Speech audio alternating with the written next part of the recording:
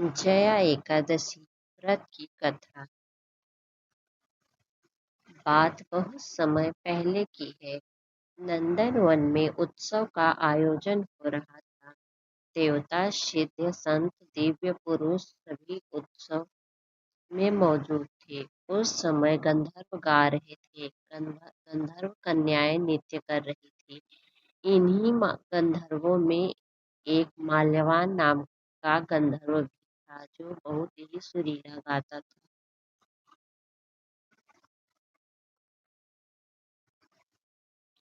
जितनी सुरीली उसकी आवाज थी, उतना ही सुंदर रूप भी उसने पाया था। उधर गंधर्व कन्याओं में एक पुष्पवती नामक नृत्यांगना भी थी। बहुत ही अच्छा समा बंधा हुआ था कि पुण्यवती की नजर माल्यवान पर पड़ती है और फिर नजर है कि वहां से हटने का नाम नहीं लेती। उस पुण्यवती के नृत्य को देखकर माल्यवान भी सुध बुध खो देता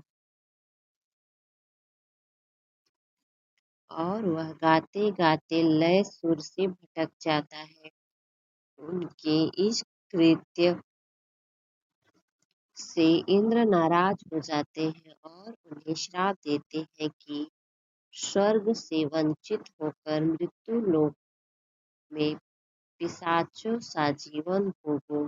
फिर क्या था, श्राप का प्रभाव तुरंत पड़ा और दोनों धड़ाम से धरती पर आ गिरे। वे भी हिमालय पर्वत के पास जंगलों में। अब दोनों एक वृक्ष पर रहने लगे।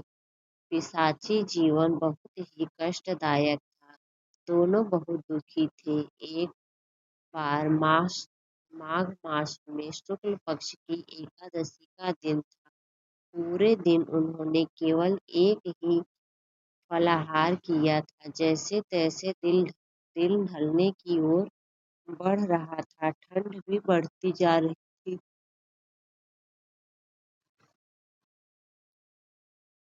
देखते ही देखते रात घिर आई और ठंड और भी बढ़ गई थी।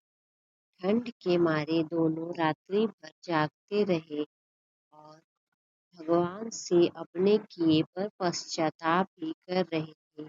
सुबह तक दोनों की मृत्यु हो गई।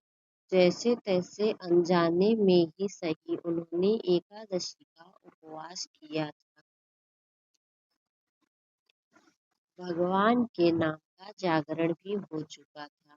इसी का फल था कि मृत्यु पर्यंत उन्होंने पुनः खुद को स्वर्गलोक में पाया। देवराज इंद्र उन्हें स्वर्ग में देखकर अचंभित हुए और पूछा कि वे श्राप से कैसे मुक्त हुए।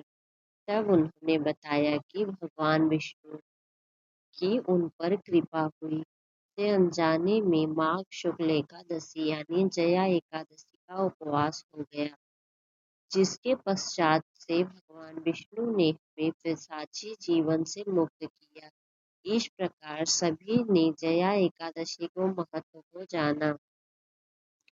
कुछ कथाओं में नंदन वनोत्सव के स्थान पर इंद्र सभा का जिक्र भी है, जिनके अनुसार माल्यवान पुण्यवती एकादशी का उपवास विधि विधान से करते हैं और उपवास संपन्न कर श्राप से मुक्त होते हैं।